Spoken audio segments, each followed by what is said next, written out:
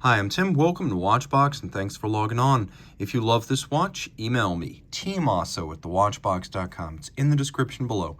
It is your purchase and pricing email question line for buying this or any watch you see on any Watchbox platform. Please reach out to me directly for pricing, tmosso at thewatchbox.com.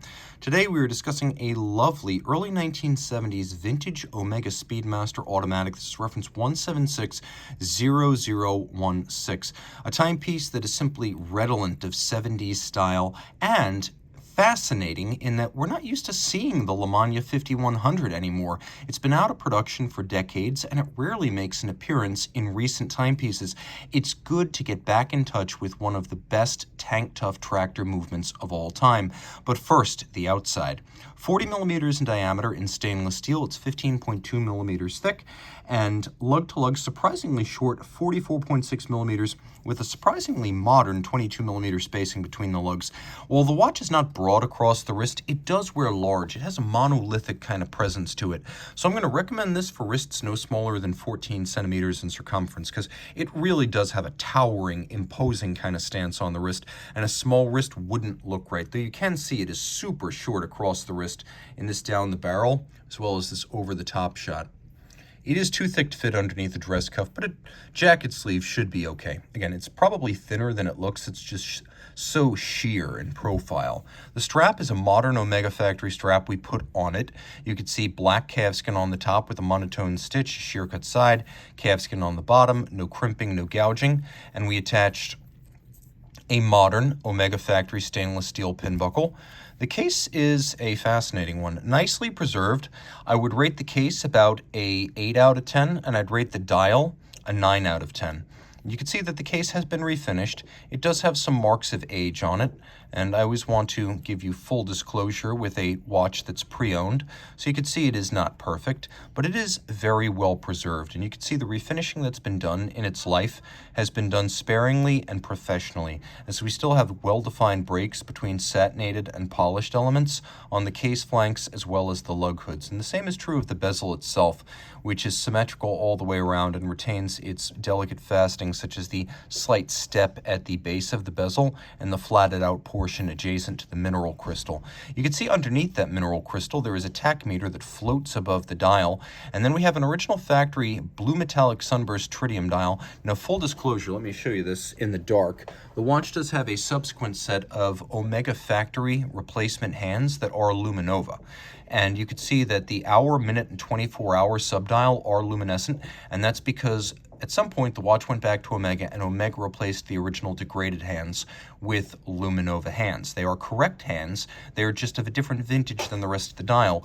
Critically, though, the dial is in outstanding condition with nary a mark, and you'll find that the only defect that I've detected is that if you look at the E of Omega, there's a little bit of haze.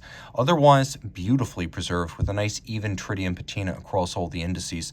The watch does have some quirky features. First of all, it's a Spanish language calendar, and it is a date with a double quickset function. It does have a hacking or stop seconds function as well. And you can see with the double quickset, you've got the ability to set the date. You've also got the ability to set the day. That's not terribly quirky, although I guess it's nice to have a fun foreign language calendar. But because this is a Lamagna 5100, we have a 60-minute central minutes register. So this thing, which looks like it might be a GMT function, that's actually the minute hand. And because it runs radially, you get a true chronograph 60-minute display that's very intuitive to read. I always find these radial minute displays are super helpful when reading minutes or fractions of minutes, and I know I loved that feature on my old Zinn EZM 1.1. Now, the other quirky feature is that we've got this 24-hour dial, and that's just day-night for the time at center. It's not a second time zone. You can see when I move the hour and minute hand independently. Let me get out of the quickset mode. That 24-hour hand up at the top will move to let me know whether looking at night or day.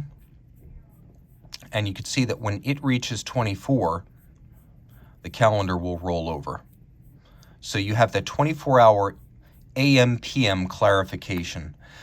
Underneath the case back, we have the LeMania 5100 doing business as Omega caliber 1045.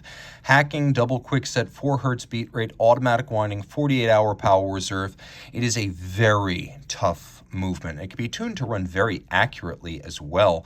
It is a cam lateral clutch chrono that is tuned very well. The cam is particularly crisp. These 5100s are known to go through hell and back and still run well and keep good time. This one's in good shape, so you don't have to worry about that, but it is a testament to the longevity of these movements and their quality. And this is a fantastic vintage style watch that's still in such condition that you can wear it every day.